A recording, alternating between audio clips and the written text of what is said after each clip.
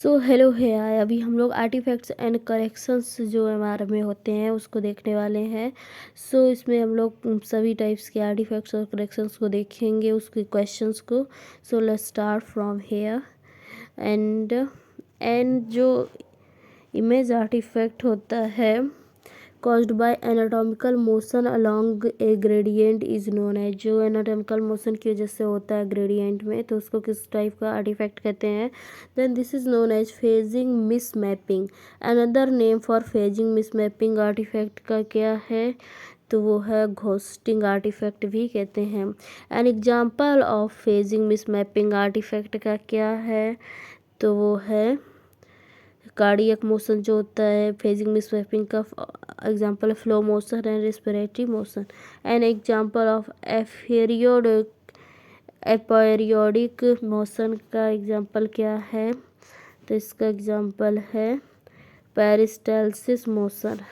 So ghosting artifact on an MR image caused by the heart can be decreased by which of the following method.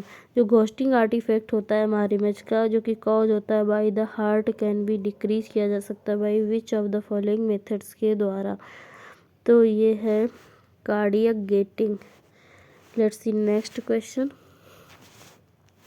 So the next question is motion artifact on an MR image caused by flowing blood or CSF can be decreased by which of the following methods।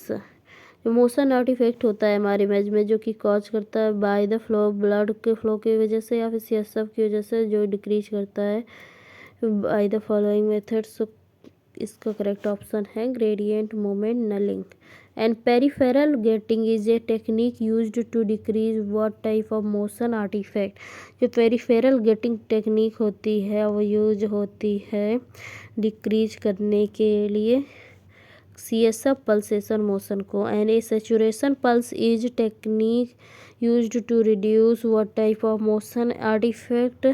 So this is use to blood flow motion artifact को reduce करने के लिए, respiratory motion के लिए and swallowing motion के लिए। Phase mismapping artifact always occurs in which direction of the MR image.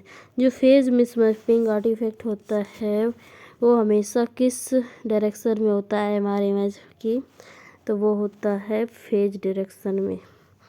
And let's see next question. Phase mismapping artifact caused by the respiratory motion can be decreased by which of the method.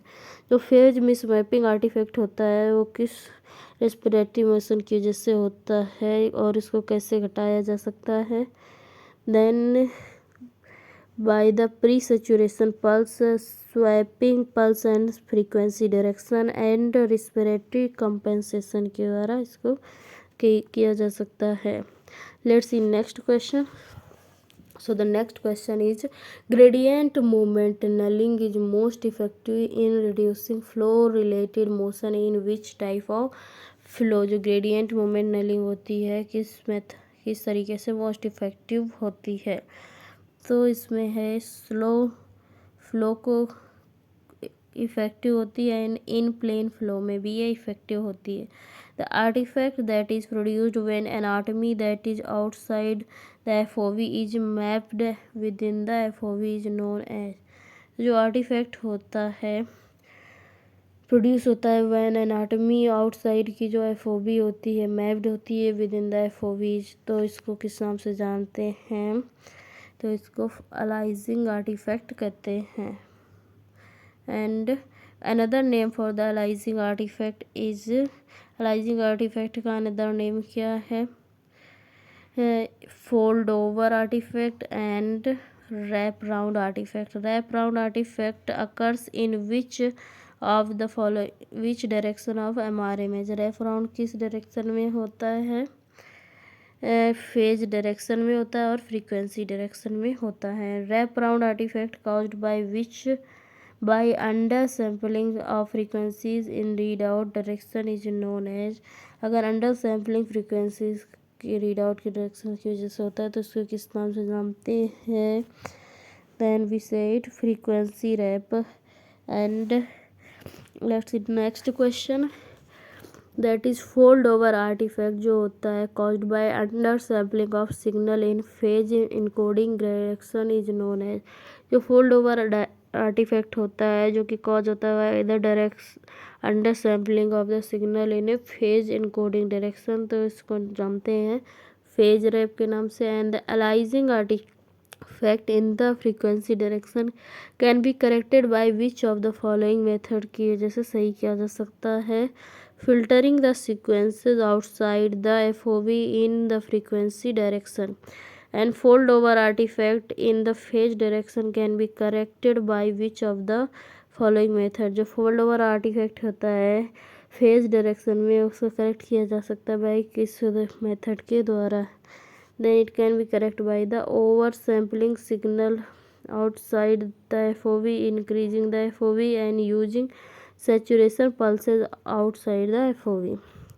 and the precessional frequency of hydrogen is influenced by its chemical environment। जो precessional frequency होती है hydrogen की वो influence होती है by the its chemical environment की वजह से। ये सच है कि नहीं है? Then it is true. And in fat में हाइड्रोजन एटम बॉन्ड होता है with the what type of the atom की वजह से बॉन्ड होता है, ये बॉन्ड होता है by the carbon atom. And in water hydrogen atom is bound with what type of atom, तो ये ऑक्सीजन से बॉन्ड होता है। And the artifact that is caused due to the difference in precessional frequency between fat and water is called, तो इस artifact को बोलते हैं chemical shift. And in a 1.5 tesla magnet the difference in precessional frequency between fat and water के बीच में कितना difference होता है, तो होता है 220 हर्ट्ज का। एंड इन 1 टेस्ला मैग्नेट में difference between precessional frequency between fat and water then it is the 147 hertz का। And chemical shift artifact occurs in which direction of the MR image, किस डायरेक्शन में होता है, तो ये होता है फ्रीक्वेंसी इनकोडिंग डायरेक्शन में। And in an MR image, एक MR इमेज में the degree of chemical shift artifact depends upon which parameter. जो डिग्री होती है केमिकल शिफ्ट की आर्टिफैक्ट की डिपेंड करती है किस पैरामीटर के ऊपर। then it depends on the receive bandwidth, size of the FOV and magnetic field strength, all of the above। so chemical shift artifact can be minimized by which of the following methods के द्वारा minimise किया जाता है जा सकता है। minimizing FOV, increasing receive bandwidth and utilizing chemical saturation, so all of the correct। and the artifact that is caused by the phase differences between fat and water is known as, जो fat and water के differences की वजह से artefact आता है तो उस artefact को किस नाम से जानते हैं, तो इसको जानते हैं chemical misregistration. And chemical misregistration artifact most commonly occurs in which direction of the image हमारा इमेज, ये होता है फेज इनकोडिंग डायरेक्शन में। And chemical misregistration artifact is most likely to affect the which type of pulse sequence को affect करता है, या gradient echo pulse sequence को इफेक्ट करता है। And which imaging parameter affects the amount of chemical miss registration that will be seen on an image, कौन सा type का इमेजिंग पैरामीटर जो कि इफेक्ट करता है amount of chemical misregistration को, तो ये है टी टाइप का इमेजिंग पैरामीटर। एंड 1.5 टेस्ला में to reduce chemical misregistration artifact the T should be at a multiple of what time, कितना होना चाहिए T, then T should be 4.2 millisecond. And 0.5 tesla अगर use कर रहे हैं तो रिड्यूस केमिकल मिस रजिस्ट्रेशन के लिए टी शुड बी कितना होना चाहिए, तो अगर 0.5 का यूज कर रहे हैं then T should be 7 millisecond ज़्यादा होना चाहिए। And the time that both fat and water are in phase with each other then is known as, जो टाइम जिसमें फैट और वाटर दोनों एक ही फेज में होते हैं तो उसको किस नाम से जानते हैं, इनमें से पीरियोडिसिटी भी नहीं कहते हैं, रिपीटिशन टाइम भी नहीं कहते हैं, इन्वर्जन टाइम भी नहीं कहते। So none of the above. Another name for the transaction artifact, truncation artifact को और किस नाम से जानते हैं, तो उसको गिब्स आर्टिफैक्ट या फिर रिंगिंग आर्टिफैक्ट्स के नाम से भी जानते हैं। Let's see next question. So the next question is the artifact that appear as a low intensity band in areas of high intensity due to undersampling is known as। जो artifact होता है appear होता है as a low intensity band के in area of the high intensity due to undersampling की वजह से, तो उसको किस नाम से जानते हैं, गिब्स आर्टिफैक्ट, ट्रांसैक्शन आर्टिफैक्ट या ringing artifact. Gibbs artifact can भी घटाया जा सकता है by the number of hedging encoding steps. तो किस ये कैसे घटाया जा सकता है, तो this can be decrease by increase, जब इंक्रीज करेंगे number of phase encoding steps को। So truncation artifact occurs in which direction of the MR image. Truncation artifact जो होता है इसको गिब्स आर्टिफैक्ट भी बोलते हैं, रिंगिंग आर्टिफैक्ट भी बोलते हैं। ये किस डायरेक्शन में एमआर इमेज के होगा, then this will be in the phase encoding direction, and metal in patient in the area that is being scanned will most likely create a type of artifact। तो मेटल किस type का artefact create करेगा, this will create magnetic susceptibility artifact, and magnetic susceptibility artifact is most prominent in what type of pulse sequence में, ये most prominent होता है gradient echo pulse sequence में most होता है। And magnetic susceptibility artifact can be used to help diagnose the pathology, haemorrhage को diagnose करने के लिए यूज किया जा सकता है। And an artifact that is caused by an external radio frequency leak is known as. External radio frequency leak की वजह से जो आर्टिफैक्ट आता है तो वो कौन सा होता है, जिपर आर्टिफैक्ट होता है। एंड क्लिनिकल एमआरआई में what method is used to prevent external radio frequency from the affecting the MRI image, MRI image को इफेक्ट करने से। So the correct option is copper sealed room. And the artifact that is produced by overlapping radio frequency pulses in adjacent slices is known as। जो artifact होता है वो overlapping radio frequency pulses की वजह से होता है एडजेसेंट स्लाइसेस में, तो उसको किस नाम से जानते हैं, तो उसको हम लोग जानते हैं क्रॉस एक्साइटेशन आर्टिफैक्ट के नाम से। दैट द आर्टिफैक्ट जो कि प्रोड्यूस होता है by the transfer of spin lattice energy from one slice to its adjacent slice, तो उसको किस नाम से जानते हैं, then it is known as the cross talk artifact. And let's see next question. Cross talk excitation artifact can be eliminated by which of the following method. जो cross talk excitation artifact होता है उसको किस method की वजह से eliminate किया जा सकता है, then this can be eliminate by the increasing interslice gap using a sinc RF pulse and interleaving को करके एलिमिनेट किया जा सकता है। And the technique use to eliminate cross excitation artifact that acquires data in the two separate acquisition from alternating slices is known as.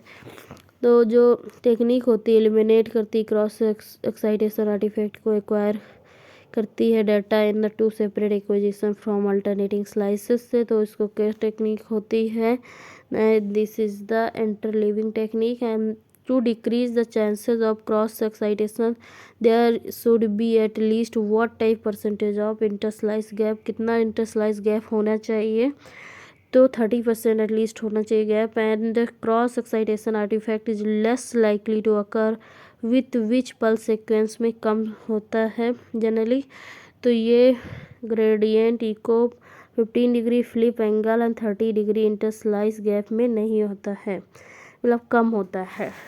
And the artifact that is produced when many structures with different signal intensities are averaged together within a pixel is known है।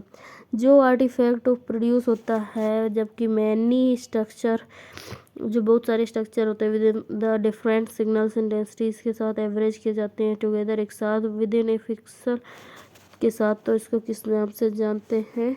Partial volume averaging के नाम से जानते हैं। Let's see next question. Volume averaging artifact can be reduced by which of the following methods? जो volume averaging artifact होता है किस मेथड से कम किया जा सकता है? By the decreasing slice thickness and the artifact that is characterized by a loss of signal intensity in one area of an image is known as। जो आर्टिफैक्ट होता है करेक्टराइज किया जाता है by the loss of signal intensity एक area में of an image, तो इसको ना जानते हैं हम लोग शेडिंग आर्टिफैक्ट के नाम से। Shading artifact can be caused by what factor? तो शेडिंग आर्टिफैक्ट होता है जो वो कॉज होता है by the inhomogeneity of the external magnetic field and inhomogeneity of the RF pulse and data loss due to gradient instability, excessive noise and tuning errors can cause an artifact with which what type of appearance की वजह से then herringbone type of appearance आएगा। and an artifact caused by the faulty receiver attenuation setting during pre-scan is known as। जो artefact cause होता है by the faulty receiver attenuation की setting की वजह से ड्यूरिंग प्री स्कैन के time पे, तो इसको किस नाम से जानते हैं? डेटा क्लिपिंग के नाम से जानते हैं। So this is the image number 6:1 और इसमें डिस्प्ले किया गया है कौन से टाइप का आर्टिफैक्ट? तो ये एमआर ससेप्टिबिलिटी की वजह से हुआ है, यहाँ पे कुछ मेटेलिक इम्प्लांट वगैरह की वजह से ऐसा हुआ है। And let's see next question and this is the image number 2 and इसमें ये जो लाइन दिख रहा है ये आर्टिफैक्ट है। तो इसमें ये किस टाइप का आर्टिफैक्ट है ये पूछा गया है। दैट ये है मैग्नेटिक ससेप्टिबिलिटी की वजह से भी एंड RF जिपर आर्टिफैक्ट भी इसको कह सकते हैं due to the leakage of the RF frequency. And ये किस टाइप का आर्टिफैक्ट है जो इसमें शो किया गया है? And this is the phase wrap artifact. And इस इमेज में जो 6:4 है इसमें कौन से टाइप का आर्टिफैक्ट शो किया गया है? Then this is the chemical shift artifact. इसमें फैट एंड CSF के बीच डिफरेंसेस की वजह से ये आता है। एंड ये डिस्प्ले कर रहा है व्हाट टाइप आर्टिफैक्ट को ये डिस्प्ले कर रहा है? तो this is showing cross excitation artifact. And ये एक इमेज है 6:6 एंड इसमें कौन से टाइप का आर्टिफैक्ट शो किया गया है? So this is showing phase mismapping. सो इसमें फेज मिस मैपिंग आर्टिफैक्ट है। एंड ये जो इमेज है इसमें कौन से टाइप का आर्टिफैक्ट शो हो रहा है? तो इसमें ट्रंकेशन जो आर्टिफैक्ट होता है ट्रंकेशन वो शो हो रहा है, रिंगिंग आर्टिफैक्ट शो हो रहा है। Okay let's see here this is the ये मतलब आपका एक्सरसाइज है और इसको करना है आप लोग को। ओके तो हम लोग नेक्स्ट चैप्टर में flow phenomena vascular imaging and cardiac imaging के बारे में क्वेश्चंस करेंगे।